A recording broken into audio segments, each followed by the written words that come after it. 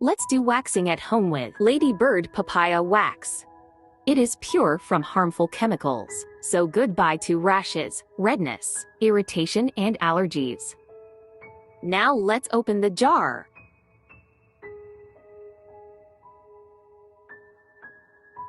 Look at the consistency of this wax. You can apply it without preheating. Apply thin layer of papaya wax with the help of spatula. Spread it evenly on the skin.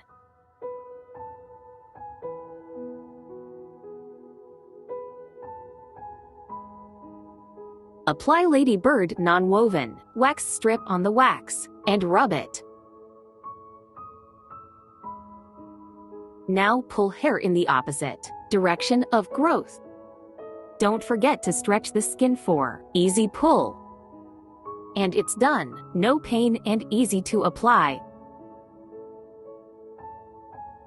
Complete the wax by applying aloe vera gel or any post-wax oil.